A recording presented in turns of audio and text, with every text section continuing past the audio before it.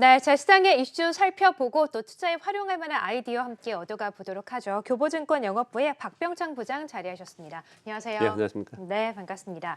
자, 한동안 시장이 호재에만 좀 반응을 했었는데 이제 네. 다시금 좀 코로나 상황이라든지 악재는 좀 민감해지고 있는 네. 것 같습니다. 그만큼 또 시장이 많이 올랐기 때문일 것 같은데 네. 시장 상황 어떻게 보고 계세요? 예, 맞습니다. 마지막 네. 말씀하신 것처럼 2주 동안 시장이 10%, 지수가 10% 올랐습니다. 그렇죠. 네. 그러니까 사실은 매물이 나올 수밖에 없는 거고, 시장이 매물이 나오면 주춤하면 또 악재에 반응을 하고, 또 거기에 또 이유를 갖다 붙이고 이렇게 하는 것이죠. 지금 이제 그런 수순이라고 보면 됩니다.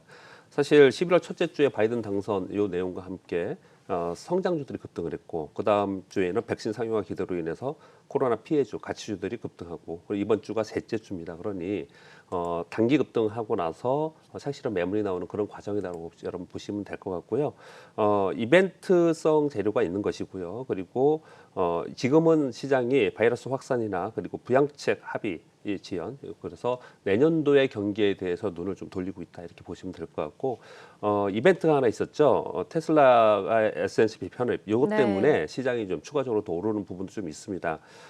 요 잠깐 좀 말씀을 좀 드리면, 현재 테슬라의 시가총액으로 봤을 때 S&P에 들어가면은 약 1% 정도의 비중이고, 약 9위 정도 시가총액 기준으로 9위 정도 된다고 합니다. 왜 이걸 알아야 되냐면은 실제로 편입이 됐을 때 편출되는 종목이 있을 것이고, 그리고 다른 시가총액 상위 종목들하고 리밸런싱이 되겠죠. 그래서 이게 지금 12월 21일 한다라고 지금 예정되어 있고, 네. 11월 30일 날 확정된다. 그러니까 주요 내용이 이렇게 지금 얘기가 되어 있습니다. 그러면 시가총액 상위 종목들의 지분 구성에서 리밸런싱이 되면서 다소 어떤 종목은 눌림이 나타날 수 있고, 어떤 종목 오르고 이런 현상이 나타날 수 있거든요. 예. 그래서 이 수급 상황을 지켜보면서 미국 시장을 해석을 해야 된다. 이 말씀을 좀 드리겠습니다. 네. 우리 시장도 미국 시장이 연동했습니다. 그래서 뭐 미국의 나스닥이 강하면은 우리도 코스피가 강하고, 미국이 다우가 강할 때는 코스피가 강하고 이런 모습이 계속 나타났습니다. 코스피가 역사적 신고 지수를 얼마 남지 않은 상태에서 다시 조정을 보이고 있고, 지금 코로나 바이러스 확진자 수가 증가하고 있다, 이런 부분들 때문에 다소 주춤하는 그런 모습이다. 사실 그동안에 이제 급등한 부분이 있기 때문에 주춤하는 현상이 나타나고, 그 과정 속에서 다시 종목별로 순환하는 그런 시장이 되지 않을까 이렇게 보시면 될 것 같습니다. 네, 자, 한동안 미국은 이제 테슬라 S&P 500 편입과 함께 수급 변화를 좀 체크를 해봐야 될 것 같고, 우리 시장도 어쨌든 악재가 조금씩 나오고 있으니까 종목 장세 위주로 좀 대응을 해봐야겠다라고 말씀하셨어요. 자, 그리고 또 최근 시장의 가장 큰 화두 중에 하나가 아무래도 외국인 수급이 아닐까 싶습니다. 11월 들어서 5조 원이 넘게 좀 순매수에 나서고 있는데, 오늘은 또 환율이 좀 상승세가 나오다 보니까 좀 매수세가 주춤하긴 하거든요. 네. 하지만 이런 외국인의 수급 변화 이어질 수 있을 거라고 보세요. 그러니까 이제 네. 외국인들이 이대로 계속 얼마나 더 살 것인가, 좀 멈춰줄 것인가, 이 부분이 섹터나 종목 움직임에 지금 연동하기 때문에 이 부분을 네. 잠깐 체크를 해야겠죠. 11월 한 달만 보면 외국인들이 약 5조 원 순매수를 했고요. 기관들은 4천억이니까 거의 미미했고요. 개인들이 5조 3천억 순매도했습니다. 참고로 지난 1월부터 6월까지 외국인들이 25조 순매도를 했고요. 기관들이 10조 매도를 했어요. 네. 그래서 개인들이 나머지를 전부 다 받은 건데요. 그렇죠. 개인들이 31조 순매수를 했고, 여기에 우리가 좀 눈여겨볼 게 연기금이 3월과 4월에 4조 5천억 순매수를 했어요. 거기에 더불어서 하나 더 말씀드리면 7월에서 10월까지 하반기 들어서 7월에서 10월까지 외국인들은 약 3조 순 매도를 했고, 기관들이 11조 매도라고 개인들이 14조 순 매수를 했는데, 이 기간 동안 연기금이 4조 5천억 순 매도했습니다. 여기서 우리가 어떤 것을 알 수 있냐면은, 연기금은 올해 특별히 더 사거나 팔거나 하지 않았습니다. 네. 급락을 했을 때 4조 5천으로 샀다가 그걸 올라오는 동안에 다 팔았고요. 그래서 예. 연기금 거래가 없다는 얘기입니다. 그렇군요. 그리고 나머지 기관들은 올해 계속 팔았다는 얘기고요. 네. 그리고 외국인들도 보면은 올 하반기 들어서 3조 순 매도란 얘기는 1월부터 6월까지 25조나 매도를 해놓고 7월에서 10월까지는 3조 매도했다는 얘기를 외국인들이 멈춰섰다는 거예요. 즉 막 강력하게 팔다가 이제 더 이상 팔지 않다가 네. 최근 들어서 다시 사는 그런 모습을 나타내고 있는 것이거든요.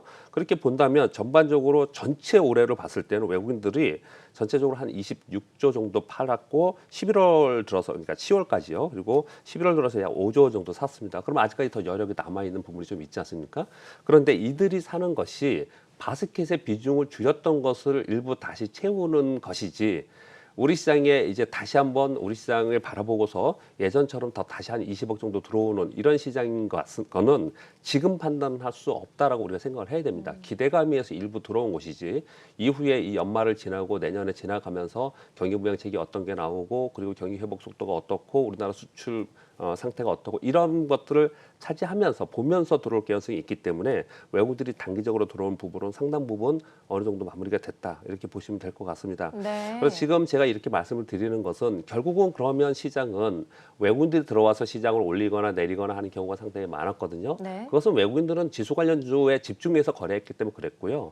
전체 시장에서 시장이 막 오를 때 여러분들 좀 심심하게 재미없는 시장이 좀 되잖아요. 개별 종목이 안 움직이니까요. 근데 외국인들이 이렇게 멈췄으면은 시장이 박스권으로 되면서 다시 개별 종목이 순환된다라는 것들을 읽어내면서 네. 우리가 이제 어떻게 대응할까를 좀 보시면 되지 않을까 생각합니다. 네, 그러니까 당분간은 그런 외국인의 매수에 좀 기대기보다는 외국인 매수가 좀 주춤한 가운데 종목 장세를 좀 염두에 둬야 되는 거군요. 네, 그렇게 보는 것이죠. 네. 예. 자, 그러면 앞으로 좀 어떤 종목이 갈 것인지 이 부분이 가장 궁금한데 사실 그동안에 이제 뭐 백신이라던가 워낙 시장이 잘 가다 보니까 좀 못 올랐던 이제 가치주, 뭐 컨택트 종목들이 예. 하고 좀 달려들었는데 네네. 다시 좀 코로나 상황에 집중을 하면서 뭐 성장주, 예. 언택트 이런 종목에 다시 좀 예. 관심이 쏠리는 것 같아요. 어떤 전략을 가져가야 될까요? 이게 지금 가장 네. 궁금한 거거든요. 그쵸? 그래서 제가 한번 네. 간단히 제 의견을 좀 말씀 좀 드리면 시장에서는 언택트라고 얘기하는 코비드19의 수혜주, 컨택트라고 얘기하는 피해주 이렇게 구분이 되어 있고요. 그리고 성장주와 가치주로 구분되어 있고 경기 방어주와 경기 민감주 이렇게 구분이 되어 있어요.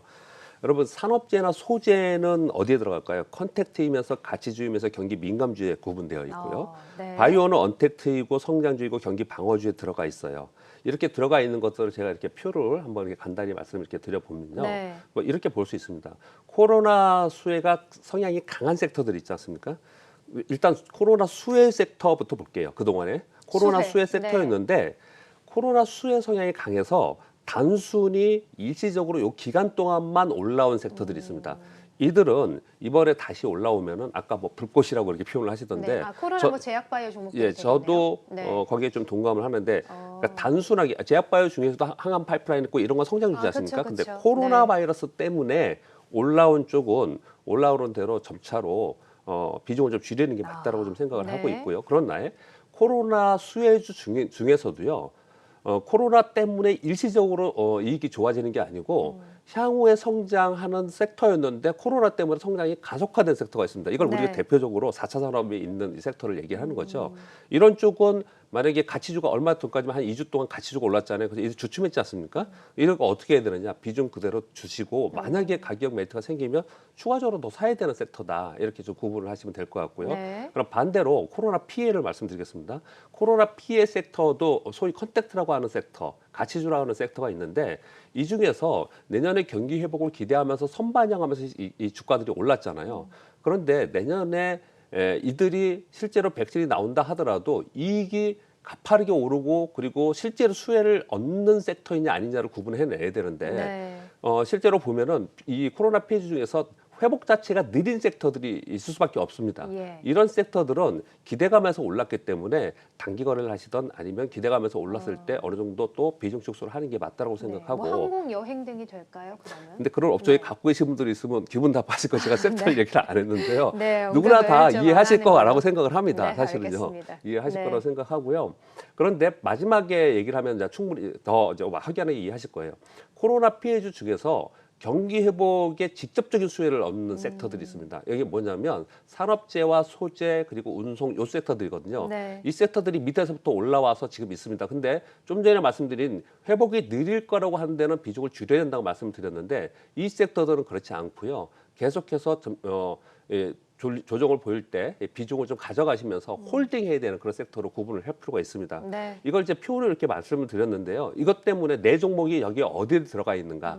그래서 내가 어떻게 이 비중을 가져갈 것이냐 아니면 줄일 것이냐 아니면 더 사야 되냐 이런 판단을 좀 해봐야 되는 그런 시점이 아닌가 생각을 하고요. 지금 뭐 11월 셋째 주인데 이제 12월 들어가지 않습니까? 11월에 워낙 급등을 했어요. 지금 시장을 막 위쪽으로 바라보고 이런 것보다는 지금은 내가 어떤 섹터에 거래를 할 것이냐 내가 어떤 종목을 가져갈 것이냐 이런 고민을 하는 것이 더 중요한 시점이라고 생각합니다. 네, 맞습니다. 뭐 자세하게 업종 언급은 안 해주셨지만 내가 가지고 있는 종목이 어느 섹터에 있는지 네. 잘 살펴보고 전략을 좀 따라서 가시면 좋을 것 같고 그런 면에서 부장님께서는 어떤 종목을 좀 관심 있게 보세요? 제가 쭉 네. 말씀드리면서 하나 이제 빠진 게 있는데 뭐냐면 예를 들어서 이런 겁니다. 경기 관련주예요. 네. 그리고 가치주예요. 그러면 소위 성장주들이 빠진다 그러지 않았습니까? 그런데 경기 관련주이면서 가치주이면서 성장 섹터가 있어요. 그게 뭐냐면 IT예요. IT는 IT. 성장 섹터인데 경기 네. 관련주입니다. 그쵸? 여러분 네. 자동차 있지 않습니까? 자동차도 경기 관련주이지만 성장주예요. 전기차가 성장주지 않습니까? 이렇게 성장 섹터이면서 경기가 좋아지면 가치 수혜를 받는 섹터에 관심을 갖는 게 굉장히 중요하다고 생각하고 그것은 IT와 4차 산업과 소위 ESG라고 하는 섹터에 거기 지금 들어가 있거든요. 그런 종목에 관심을 좀 가졌으면 좋겠고요. 종목은 두 가지 정도 오늘 소개를 좀 드릴 텐데 LG 네. 이노텍 아까도 제가 말씀을 하시더라고요. 오늘 보니까. 상승폭이 컸어요. 예, 네. LG 이노텍 크고, 그죠? 공교롭게 가져왔는데 네. LG 이노텍 가져온 이유는 시가총액 3조 6천억인데요. 올해 영업이익이 5,800억, 내년에 한 7,300억 정도 보는 ROE가 한 13%나 됩니다. 내년에 한 15% 이상을 보더라고요. 전기전자가 ROE가 10% 이상 되는 기업들이 이렇게 많지 않아요. 그래서 굉장히 이 수익성이 좋고요. 그리고 또 하나는 왜 4분기 이런 종목을 봐야 되냐면 우리나라에서 다른 섹터들도 있지만 우리나라에서 참 주가가 더디게 간 섹터가 하나가 뭐냐면 휴대폰입니다. 휴대폰 쪽이 올해 네. 참 못 올랐어요. 예, 근데 그쵸. 이 휴대폰 쪽이 4분기 성수이거든요. 네. 그래서 이번 4분기 LG이노텍은 이익 성장이 가능하다. 그래서 LG이노텍을 좀 말씀을 드리겠고요. 또 하나는 CJNM인데 CJNM은 ROE나 실적으로 보다도요. 시가총액 3조인데 영업이익이 한 2,600억에서 한 3천억 정도 이렇게 나누는 회사입니다. 근데 이 기업은 조합 방송 채널이니까 뭐 회사 얘기 안 드려도요. 이 성장주지 않습니까? 성장주는 뭘 보셔야 되냐면 PBR을 봐야 되거든요. 근데 PBR이 0.8배뿐이 안 되는 그런 회사예요.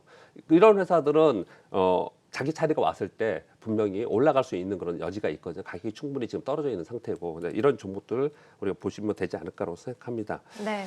더불어서 잠깐 좀 말씀드리면 자 이런 종목은 언제 올라가냐 개별 종목을 제가 그동안에 좀 말씀을 많이 드렸는데 네네. 이 대형주를 지금 사서 바로 못 오르고 CJM 지금 차트 하나 나오는데 네. 야 이거 답답하게 이런 종목 어떻게 사 그러게요. 이렇게 말씀을 여러분들 생각할 수 있거든요. 네. 그래서 제가 투자 팁으로 하나를 좀 말씀드리겠습니다. 예. 우리가 포트폴리오 구성이라고 하면은 요즘에 이런 얘기 하죠. 가치주도 일부 가지고 있고 성장주도 가지고 있어 바벨 전략 가져가야 된다. 맞아요. 저는 우리 개인 투자자는 그렇게 하면 안 된다고 저는 생각을 그래요? 합니다. 네. 왜 그러냐면요. 이렇게 양쪽으로 가지고 있을 때 시장이 오를 때는 한쪽으로 오르고 한쪽으로 빠지잖아요. 근데 시장이 빠질 때는 같이 빠져요, 얘들이. 그래서 우리가 위험하게 직접 투자를 하는 이유는 시장 플러스 알파의 수익을 내려고 하는 그렇죠. 건데 이건 네. 시장을 쫓아가는 거거든요. 기관 투자가들, 대형 펀드 매니저들은 그렇게 할 필요가 있지만 네. 우리는 사실 그보다 더 좋은 수익률을 추구하기 때문에 그건 조금 더 우리 입장에서 아니지 않나 이렇게 말씀을 좀 드리는 거고요. 네. 그래서 우리는 어떻게 해야 되냐면 위험 분산을 하려면 공간에 스페이스의 포트폴리오를 해야 되거든요. 미국 시장, 우리 시장, 채권, 금, 뭐 이런 식으로 네. 스페이스의 포트폴리오를 해야 되거든요. 이건 예. 여러분 다 아실 것 같아서 제가 오늘 소개해드리고자 하는 건 뭐냐면 시간의 포트폴리오를 하자라는 말씀을 드립니다. 네. 시간을 분산해서 투자하는 건데 아까 제가 CJNM 말씀드렸잖아요. 또는 뭐 삼성전자 한 말씀 들어볼까요? 삼성전자 지금 최근에 급등했잖아요. 이거 지금 사야 됩니까? 말아야 됩니까? 쫓아가다 물리면 어떻게 이런 걱정을 하시잖아요. 예. 그러면 그런 종목을 시간을 뭐 2번, 3번 나눈다 이거보다 더 길게 잡아서 지금부터 12월이 있다, 1월이 있다 그러면 한 2개월, 3개월 동안 내가 나눠서 천천히 사겠다고 하면 결국은 내가 천천히 산다는 얘기는 이동평균선처럼 이렇게 스무스하게 내 평균 가격이 됩니다. 네. 이걸 우리 코스트 에버리지 이펙트라고 하죠. 그러면 주가라는 거는 내가 이평선하고 주가 움직임을 보면 이평선 위에 가기도 하고 아래 가기도 그러거든요. 이렇게 내가 몇 개월 동안 하면 이 주가는 반드시 내가 산 가격 위로 올라서는 순간이 생깁니다. 이렇게 올라서면서 이격이 벌어질 때 나는 차익 실현하고 매도 나와서 또 이격 그런 매매를 또 하고 이렇게 거래를 하시면 네. 우리가 지금 이런 상황에서 사야 되냐 말아야 되냐 물리면 어떡하냐 이런 걱정에서 벗어날 수 있다는 거죠. 네. 그래서 시간을 분산하면서 투자하는 전략으로 종목을 좀 투자를 하시면 훨씬 더 편하게 할 수 있다라는 말씀 드립니다. 네, 자, 아주 좋은 투자 팁까지 말씀해 주셨습니다. 시간을 분산해서 투자하자라는 전략까지 들어봤고요. 박병창 부장님과 함께했습니다. 고맙습니다. 감사합니다.